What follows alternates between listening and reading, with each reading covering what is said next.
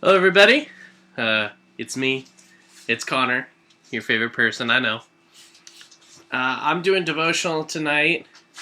First of all, if you're, I think we've noticed that a lot of people actually watch this after we post it versus live. But if you are live, make sure you go ahead and like, share, post a comment, do all those things. All those things help us broaden how far this goes out. So, outside of that, these devotionals are supposed to be anywhere between 5 to 15 minutes. And today, you know what? I just have a little short story I'm going to tell you guys. And we're going to relate it, obviously, to the Bible. The story is in the Bible, but I came across this because what world are we living in right now? It's sad when I see jokes on Facebook that are saying, they got the year 2012 wrong. The Mayan calendar was actually 2020 because so far this has been a crazy year. Australia's on fire. World War III almost started. Coronavirus. Now America's on fire with all the protests and everything going on with Minneapolis. We live in an insane world right now. Even more insane than the last time we talked. I think I've mentioned that this world is insane every time I've came on here, and it just keeps getting crazier and crazier. So I wanted to talk about being brave through all this, because it's really easy to not be brave. It's really easy to be scared. It's really easy, but the Bible tells us we don't need to fear. And there's a ton of instances where in the Bible, a character, somebody shows courage. We can go as bold as to say, Jesus showed courage when he went up on the cross for our sins. John the Baptist showed courage all throughout his life, all the way from proclaiming Jesus to baptizing Jesus, all the way to when he got his head cut off. Paul showed courage when, after he had persecuted Christians for as long as he did, just was bold enough to just turn around and be like, well, nope, just kidding. Instead, I'm going to be one of the biggest proponents of the church. We can go with the stereotypical story of Gideon, who is the definition of the story of courage. But I want to talk about somebody a little different. Today I want to tell you guys about Elijah. Elijah can be found in 1st and 2nd Kings, very little in 2nd Kings because he dies in the very beginning, but we're not talking about that. Elijah, if you look at his story, he was on the run most of his life. He was doing things for God like he's supposed to do, but he was on the run quite a bit because he lived in a time where what he was doing was not appreciated or be allowed.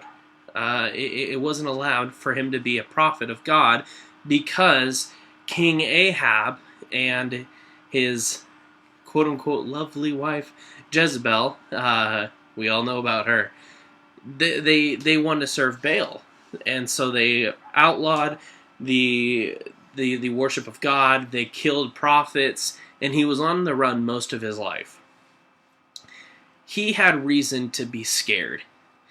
He was literally being hunted simply because he believed in God and he heard from God. He was being tracked down across the country, across the land, because they wanted to kill him. He had every right to be scared. He had every right to just, my guess is if he would have said, all right, God's not real and Baal is real, they probably would have let him go. But he didn't want to do that. He wanted to be faithful to God. And in multiple instances, it says that he would find an isolated spot and he would cry out to God. And in one instance, God responded with, I think you're just hungry and tired. Here's some food. Take a nap. But I want to tell you about the story of when Elijah decided to be bold.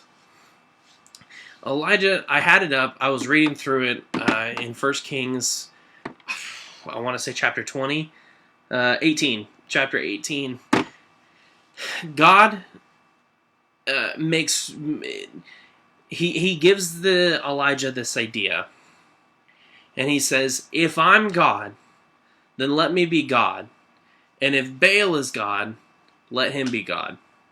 And this is the story of when he goes and he approaches the priests of Baal and he challenges them to where they build an altar on top of the hill, both him and the priests.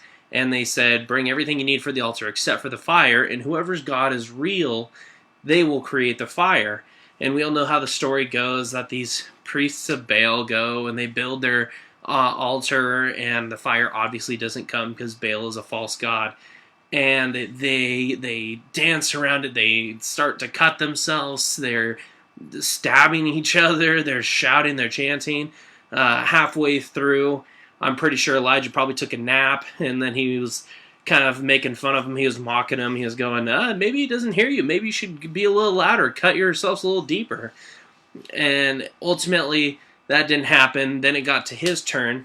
Not only did God come through for him, he said, no, this is too easy. Let's go and soak the wood in water to make it even harder to light on fire 3 times. And still God came through.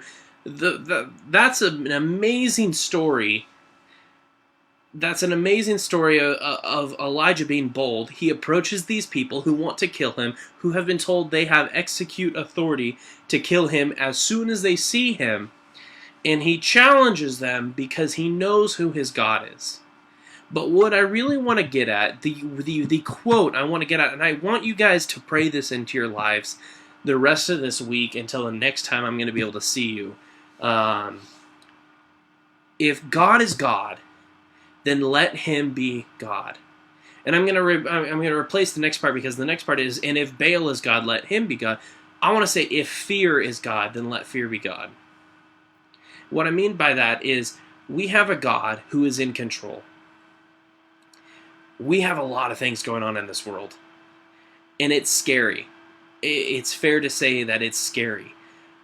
Maybe not right where we are in Little Albany, Oregon, but to look on the news, to look on Facebook, to look on Twitter, to look anywhere you see a source of news or media, the events that are going on in this world are scary, by all accounts. But not scary enough to make me think that God is no longer in control. And I was reading through that, and that verse stuck out to me so hard of, if God is God, let him be God. If God is in control, let him be God. If God is bigger than COVID-19, let him be God. If God is bigger than the Minneapolis police brutality, racism issues that we're having, then let him be God. If God is bigger than the previous almost having World War III, then let him be God. If God is in control of your life, let him be God. There's a difference between being aware of what's going on around this world and letting it consume you. Letting it become an idol, letting it become more of your God than God is.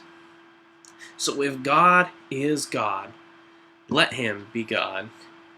And if fear is your God, then let fear be your God. But don't flip-flop back and forth.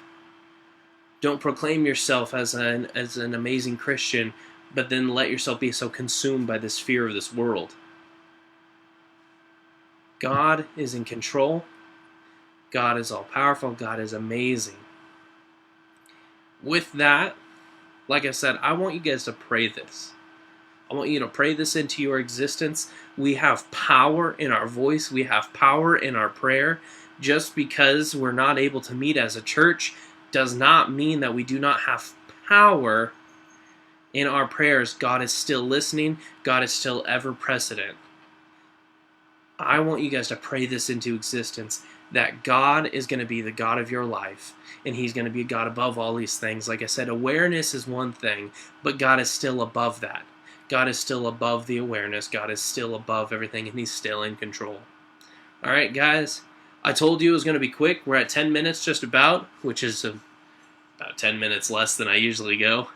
But that verse, I wanted to come on and literally just say that verse and then leave. But I wanted to give you guys some context. So I don't know what's so powerful about it, except for that it fits so well with what's going on. So like I said, I want to end with just let God be God in your life. Speak that into existence. Pray that into existence. I hope you guys have a fantastic night and a fantastic rest of your week and weekend. And I'm not sure exactly when I'll see you guys next, but we'll see you guys soon. You guys are awesome. Yeah.